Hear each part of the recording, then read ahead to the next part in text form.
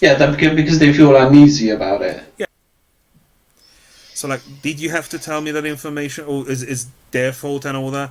Okay, okay. Now I'm woke. Now I know that information. What can I do about it? Exactly. How is that going to help you? Yeah.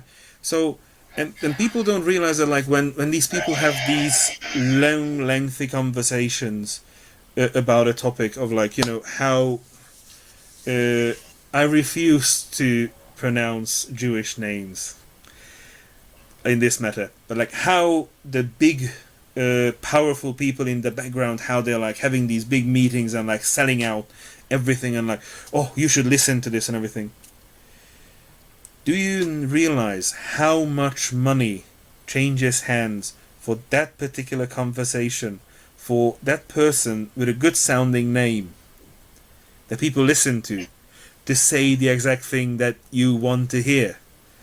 Do you even realize? It's like uh, Alex Jones, very famous, Infowars. Yeah, great show. Yeah, he's revealing all So this. the conspiracist. Yeah, he's revealing all the Okay. secrets. He's doing a terrific job. Have you Him guys and David Icke. noticed? Have you guys noticed how many products he's selling? And like, if Hmm. you look at what prices he's selling at, he's really making a really terrific living off of the people listening to him. So, is he gonna have an objective opinion? No. Should we listen to his opinion? Yeah, absolutely. Yeah, yeah. If we want to be true to debate and the essence of debate, we should listen. But then you realize, is he gonna listen to your end of it? No, because he has a hidden agenda behind it. So that's another layer of debate that you need to know the background But of then it. he can say the same, right? You're trying to discourage his opinion and discard his See, opinion. so that's You know, what I'm you trying just to. say we're just being cunning and we're just trying to portray ourselves as being objective when obviously we have a secret agenda. So Oh yeah, but this is what I'm trying to get at. That this is why it's important to know the background of the person a little bit. So like, yeah, yeah, so I've never met Alex Jones. I never personally spoken to him. I don't know. I only know his stage persona. A stage persona being like how he is on his channel. yeah. Uh, I listened to all the allegations his I think now ex-wife made against his name. I listened to John Oliver's portrayal of him, and if I listen to all of these things, is that going to be objective? Not really, because these people really don't like him. If I Exactly. listen to his podcast, well, is it a podcast? Well, his channel. Uh, is that going to be objective? No, because that's a stage persona. So that's designed with a goal in mind, which he's actually achieving. So it's important to look at it this way, because the saying, "Never meet your heroes," because usually you end in disappointment because what they portray to the world is another thing. It's like you'll have to correct me on this one. It's layers of personality. Like you have your Yeah, public personality, you have your private personality that like only your close family knows. You have your subconscious personality that like comes into play in an emergency. So there's many layers to a person. I mean, oh yeah, well, you can see like that, or like obviously what is personality. Obviously, it comes from the Greek word persona, which is a mask. Yeah, So you just swap between different ways of being. So you're going to behave in a certain way with your wife, or with your children, or with your boss, or with your employees. So um, you're trying to adjust your appearances according to the context. yeah. And as they say, knowledge is power. Because the more you know of your opponent, the more chance you have of winning a debate or manipulating your crowd or anything like basically furthering your agenda. But also knowledge is power in the way that like you can use your knowledge to open people's eyes to like you're being taken for a ride, please reconsider your situation. Because the Trump era, you saw people every minute on on live television revealing thing after thing, proven everything about Trump, and nobody cared. Because at the other end of it, as we spoke about it earlier, you cannot change someone's opinion by just like that if they decided that they're happy with it. And you really you should debate their opinion, but you shouldn't force yourself on them, as you said very clearly, because that's not going to achieve anything. We literally saw a bombardment of from the CNN, from MSNBC, just a non-stop bombardment. And did anyone care? No, not really. No, because Trump is just Trump. You have to really look at the cause of the whole situation. Yeah. Trump is a symptom. Exactly. Right, of a certain way of seeing things, and just pointing out what is clearly unnecessary, because people already know what he is like and why they support him. Yeah. So just pointing out, well, he's like that or he's like this, it's just people who voted for him knew, and that's the reason why they've chosen to vote for him. When they voted him in, I'm sidetracking from the topic, but when they voted him in, people had like various predictions about the next 4 years, and one thing was came out really close to the truth, and that was like it's important that Trump was elected.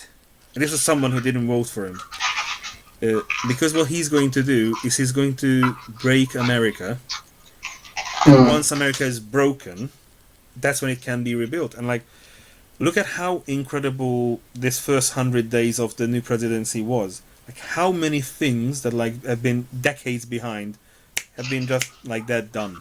It's incredible. And I've spoken to one of my colleagues who was taking me into conspiracy territory again, and I'm beginning to understand him, why he believes that. Because if you look back decades on decades on decades, because the two parties decided to be against each other, because I can't remember who was the leader who proposed that like the Conservative Party should just be against everything the Liberals say, and that won them a lot of elections. So like it did work out for them. But when they done that, they also polarized the country, and it just. So if you look at Hungary, for instance, they're like trying to mimic the US, their politics. They're a beautiful example of like how if you polarized the populace and they're against each other, they're very busy with each other, then you will get very, very, very rich.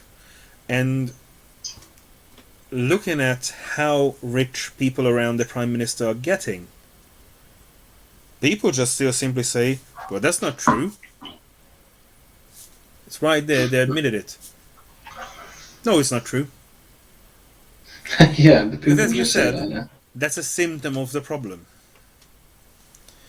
And the other important part of debate itself, not just the importance of debate, but the important part of it, is knowing what you should be debating. I think you touched on this earlier.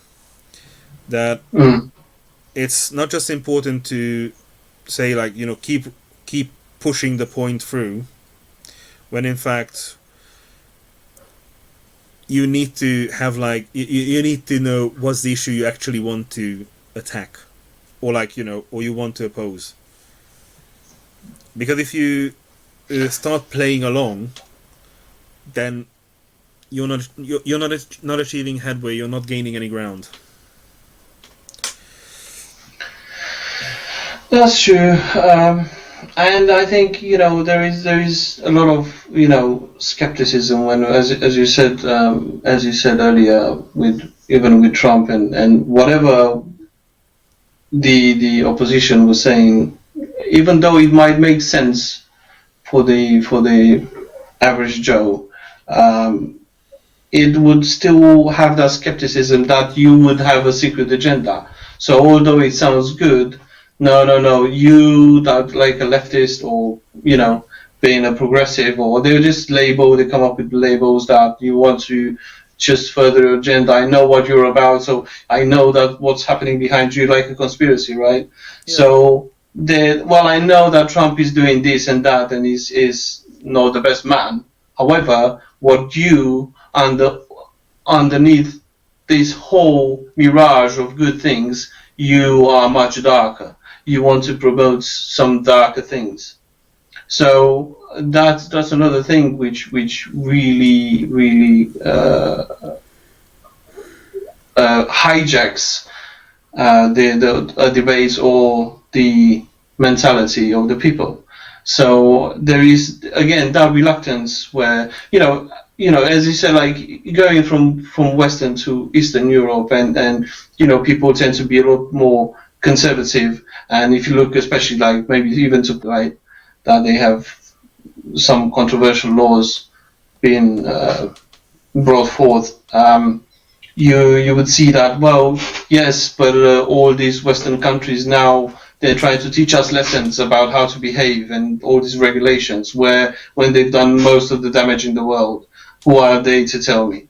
They don't see it as like, but that happens all over. That I'm not trying to say that, but obviously on the whole of So Eastern Europe, Eastern Bloc. Say anything, because it's like joining the European Union.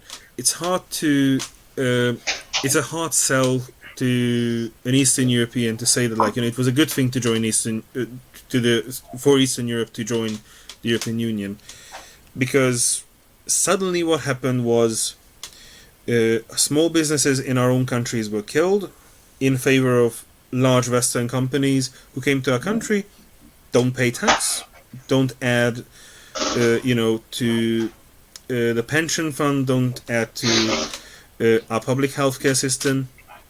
They're perfectly happy with it, and they give a bit more money than what we will get paid in our own country. And then they're saying, like, well, you're getting better than average pay, so you should be happy. And yeah, it's a multi-dimensional problem. Yeah, definitely. But this is, I think, one of the things that people don't try to see that. Well, okay, these people have done so much bad in the world that now they've come to the conclusion that that's not the way to do it. Yeah. So they try to rectify their past mistakes.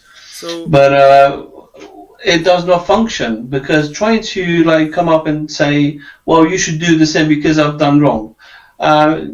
If people in the Eastern Bloc would just adopt blindly some sort of rules and regulations and mentalities, then what you end up is having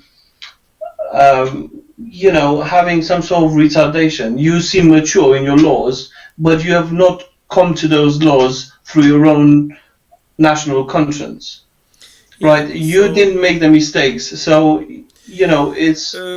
I have a good example for this one from cycling. Hungary started adopting EU laws and regulations, and there's the kind of approach people have sometimes, that like back in the day everything was better, and yeah, that's even in England. A new rule came in that you have to have if you have a child seat on your bicycle, it has to be of a certain standard. Like or a certain quality standard that, like, obviously is set by the EU in our case. And it was just hard to pass it on to people. And, I'm just the merchant, I'm just the service person. I didn't make up the rule. I just say, this is the minimum quality I can sell. That's how it is. If you bring me something substandard, I can't even put it on because I can't put my business at risk if anything happens to a child. And people said, like, well, this is a stupid law. They just made it to make things worse for us, And then, since I used to work for the police a lot, one of the high-ranking police officers was kind enough to bring some public data to us as, like, to arm us in this debate. And it was a very simple, it was one line in a very long research data, and it was the number of child and infant fatalities, I think, in from 90 to 95, and like the number of child fatalities, I think in 2016 or something, when the rule, no, not 2016, what was it, 2013, when that rule came in. And the shocking thing was that, like, the first piece of data, so this is like on bicycles and cars, infants who weren't in child seats died, I think 306 of them were fatalities in 1 year. Okay. And like that was, year on, that was about the amount. Then in the early 2000s, obviously we joined the EU, this rule came in, and like, you had to have a booster seat or you had to have a child seat if your child wasn't, I think, like 130 centimeters minimum tall. This came from obvious research data, millions of crash tests and everything. And the new finding was that once people started implementing these new rules, that the year-on fatality for children and infants was 6. Not 306, it was 6. Because suddenly your child didn't just fly through the windscreen from the back seat when you had a collision. And once we had that thing with us, it was, a proper stamped research paper. When this argument came up and I said, like, without anything, here, this is why Hungary decided to implement this law, to the best of my knowledge. Just want to give you this information. Please make your decision afterwards, and please don't hassle me or my staff. There's really nothing we can do about it. And they looked at it. It is intriguing data, and they said, like, you know what? Yeah, that makes sense. And they're still not happy with the price because these are expensive equipment at the end of the day. But at least now they understand what is the reasoning behind it. And sure. The other thing about debate, say you do your risk assessments, you do your whole thing and decide on, like, this will be the best course of action to take, whether if you're a political party leading a country or you're a group of company representatives. You also need to be sure that, like, you've gotten through a thought process, gotten to a conclusion, decided, yeah, that's the best course of action, the safest course of action to take. Yeah, you really need to communicate not just the end result, but, like, why. Yeah.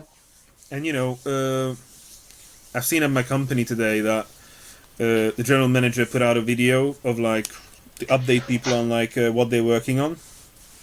And, yeah, that's nice, but he himself, at least, tries to put some sense behind it. But it's a really hard sell. So, like, when there's changes to the company, when there's changes to the economy, and as you said, it's a multi-layer problem.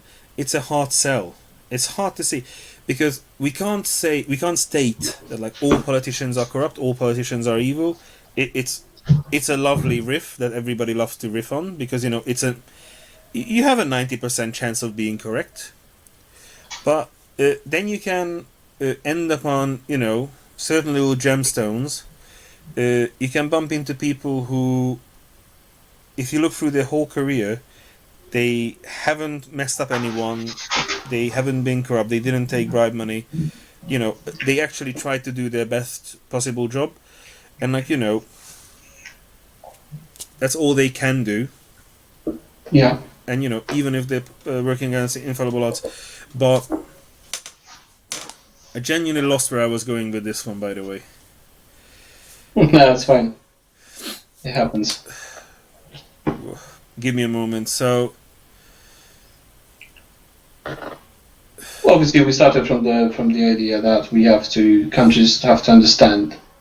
yeah, so we have to put out the thought process as well. So like, it's lovely when say after research people publish the whole research paper so it can be peer reviewed, which is great. For instance, in the case of the vaccines, everybody peer reviewed it. It was relevant. But if you and me, we read the research data, yeah, we're smart guys. We're not gonna understand half of it. No, because you lack the training, right? Correct. So in order to interpret the data. And it's not enough that, like, you know, say Dr. Fauci comes on American TV and says like, no, that they'll be fine. You know, that can be done. Yeah. It's not enough, because you have to try and explain. And like, I sometimes see like small medical-based YouTube channels that like they just sit down in the camera and say, "All right, so this is your question. Here's how it works," and they start to break it down, like if they were explaining to you know, the stars to a child, to smaller chunks but understandable. Yeah, yeah. And what they do is they. But this is something that should be, you know, should be the education of an individual, how to approach the whole system and how to understand it, and when to accept that perhaps you just not qualified and you don't, you know, you haven't acquired enough knowledge to interpret certain things in life. So that's why some people have expertise in some certain field. Yeah. And also, just to move on a little bit, when I came to England, obviously when you're new to a culture, you know, you have a lot of arguments of like, you know, whether this is done right or that's done wrong. Why do we have two taps? Everybody's favorite question in England. Yeah. And one thing was striking to me that... The toilet flusher. Oh, the toilet flusher, yeah. British people have the thing that other countries don't. That, like, they will gleefully complain about their politicians. But if anyone else tries to, you know, talk them down, who's a foreigner, they're going to say, no, we're still the best. Our guy is the best. And I've seen people who hate David Cameron from the bottom of their heart, and I've heard them wish him to hell a few times. Just simply say, no, he was a great politician in the EU, you know, he kept on hammering his point through, and he won the debate, not by default, but by wearing the opposition down. And they said, like, you know, if we end up with you giving up, that means we won the debate by default. And it's interesting that the person who said that, and this is not just one person, but their opinion is that if you keep on going, keep on riffing on the same horrible or nonsensical thing, and eventually just give up because we're no longer debating, you're just riffing on your thing, so there's nothing here, and I just walk away from it, you declare yourself a winner. And it was interesting to me to see that, like, they were happy with this outcome. Yeah. And what do you think of this? So, like, what is that? Is that, like, comfortable for the person? Or, you know, are they afraid of, like, defeat? Or is it like a form of nationalism? That, like, you know, I'm gonna defend my guy, regardless of like if it's right or wrong. Well, that's like your probably your dad, which is a drunker, and you know he does all kinds of shit, but you're gonna defend him in the end, right? So, I mean, this is how it is, really. Like you're gonna keep supporting because you hope that is going to end up well, or it's just your sheer hope that everything is going to be well in the end. So, okay, we're in this shit together now. Like, shut up and let's do it together, and that's it. I'm going to stand by you no matter how hard the times are going to be. So, there is explanation that I think that there is justification in their attitude, you know, as much as it can be. So, yeah. Yeah. So, 100 words will end with the same result. Let's cut this short now because we've been talking and thinking for an hour and 40 minutes. And I think we covered all our bases. We spoke about all the things we wanted to talk about. And I hope that, like, you know, our viewers will take it into consideration that next time that they approach any kind of argument or debate, that they're going to think a little bit behind the scenes and just think through whether if there's a point to even pushing their agenda or just simply letting someone live their life the way they want to live it. Anyway. I mean, obviously, you also have to think about the other. I think it's you look after yourself actually when you look after the other. If you're being taught to do that, then you know that your decision and your thinking has a broader implication in the social context. So while I just care about myself, well, if the other one's going to suffer, you are inevitably going to suffer. You, maybe not you, but your children or your grandchildren, because this is just we don't live in isolated context. So you know the way we do things should also take consideration our fellow human beings. Yeah. Well, thank you for joining me tonight, and thank you for our listeners. Thank you. Well. And thank you. Hope you tune in next time. Yes, thank you very much. It was very enjoyable. Yep, Peter. Bye. Take care.